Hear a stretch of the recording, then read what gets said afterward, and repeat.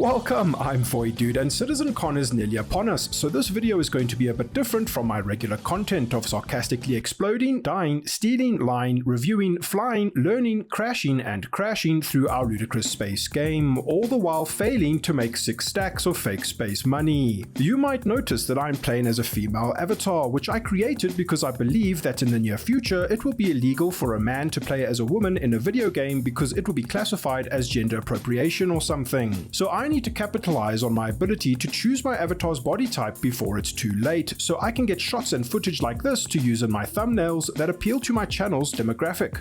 I was as shocked as you are to see that the channel is essentially a massive sausage party, so you should share this video with your girlfriends and wives so they can hit me up, so that they can like and subscribe, and together we can diversify the Voidy Vids viewer demographic so we can appeal to a wider audience and bring true equality and growth to the channel. So I met Chris Roberts while I was hanging around Everest Harbour, and we decided to load up his Drake Interplanetary Herald, which is capable of reaching such high speeds that it can actually travel backwards through time. So if you're watching this before Citizencon 2022, which starts after this video gets uploaded, then man, how exciting, I can't wait to see all this journey to 4.0 Pyro stuff. Or if you're watching this video after Citizencon 2022 and it was a good Citizencon, man, what a cool Citizencon that was. My favorite part was when they announced that they were trolling us all along this last year, and Server Machine and 4.0 is going live in just a few weeks. Or if you're watching this video after CitizenCon 2022 and it was a CitizenCon, then man, what a CitizenCon that was. How disappointing. I especially hated the part where they said Server Machine and 4.0 is only going live in 2026. Regardless of how CitizenCon 2022 is or was, we're going to go on an epic space adventure with Chris Roberts and take our time-traveling herald on a senseless little tour of Star Citizencon's past, and as you know, all good ships have a name, so we decided to call this one Stardust. It can travel anywhere in time and space, and it's mine. Let's begin.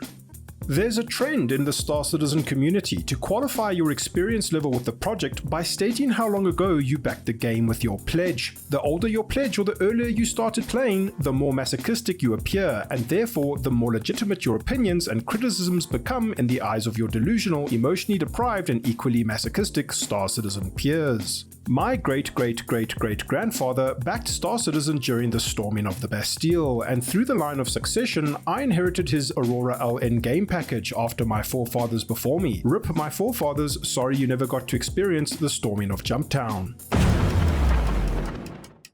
It's 1788, and New York has just ratified the United States Constitution and become the 11th US state, while a young Chris Roberts initiates a Kickstarter fund to a ludicrous space game called Star Citizen, and maybe another game called Squadron 42, he's not quite sure, but he thinks people might answer the call in another 228 years. Little did he know at the time that this would become one of the biggest Kickstarted things ever in the history of the world. About a year later, we got Star Citizen's first ever CitizenCon.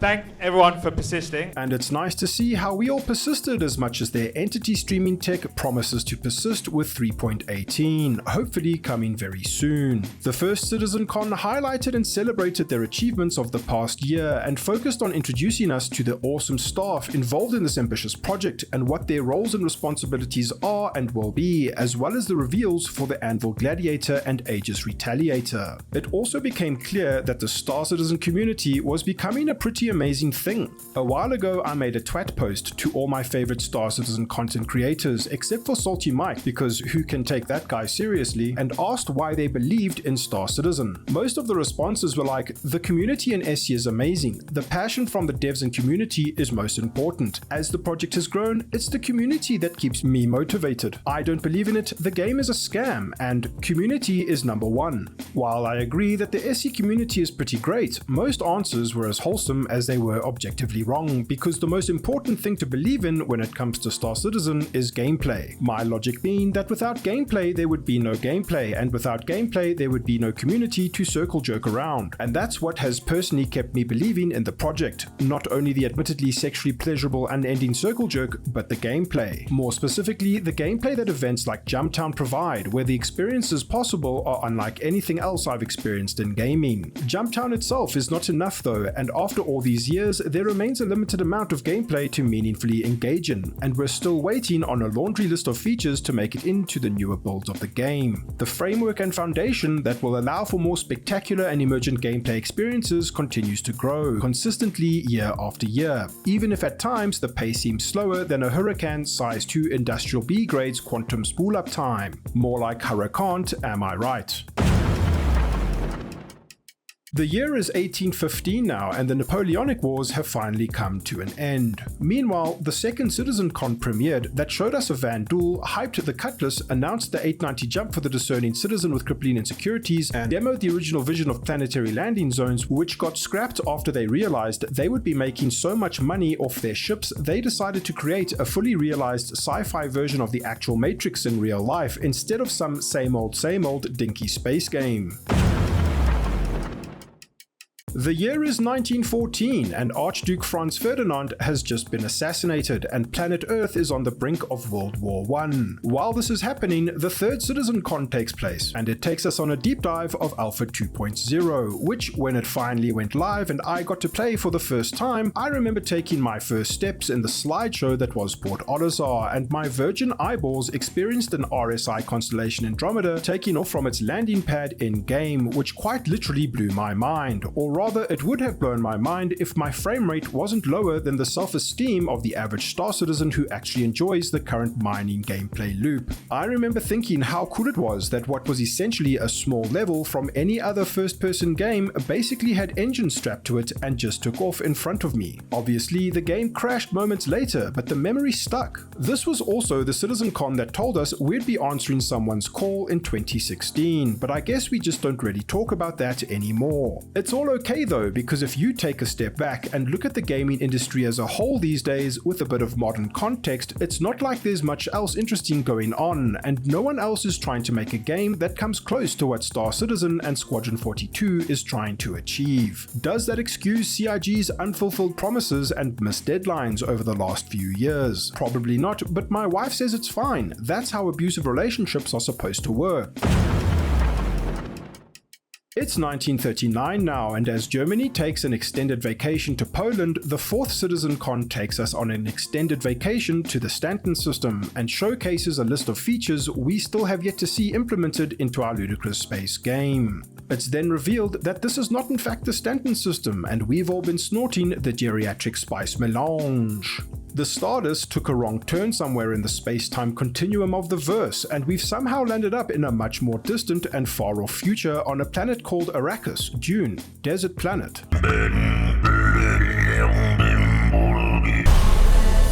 Whether we will ever see this Dune Star Citizen crossover in the future is anyone's guess, but it's undeniable that seeing Shai Hulud in-game one day would be pretty cool. It's just weird to imagine that the size of this worm probably matches the size of the worm in the guy's pants who had the giant testicles to match to pull off this epic gameplay demo prank during the Citizencon. The year is now 1987, and I've finally been born, and we're here for the 5th Citizencon, where Cloud Imperium convinces an entire subsect of the Star Citizen community that learning a new fake alien space language might be useful one day. They spark a controversy about how indoctrinated Star Citizens can purchase land for real-world money by revealing the consolidated Outland Pioneer. They also showcase the first city of Lorville on Hurston, where nightmarish Zyphopods would torment Little Voidy Jr. to this day, provided they or he existed yet, since it is the late 80s and I haven't entered puberty yet. If you have no idea what I'm talking about, then you should jolly well get your act together and check out my previous video, link in the description.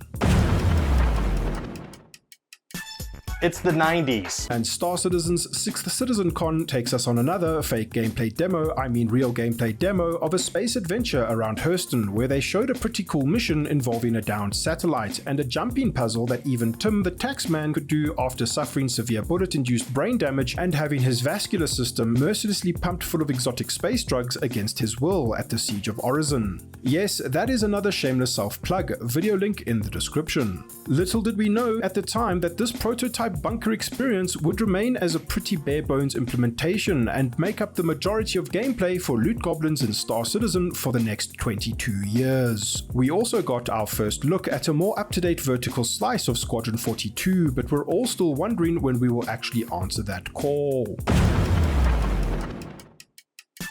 It's still the 90s. And Star Citizen's 7th Citizencon demonstrates Microtech now, and by this time it's clear that the gameplay demonstrations at the Citizencons are more like mock-ups of intended gameplay that will hopefully become possible one day if or when all the other core tech stuff comes online. And they've built an empire of studios across the world on every continent, so the sun will never set on the CIG Star Citizen empire. They're in a Carrack now, and as you know, all good ships have a name, so I decided to call this one the UEES Broken Promise.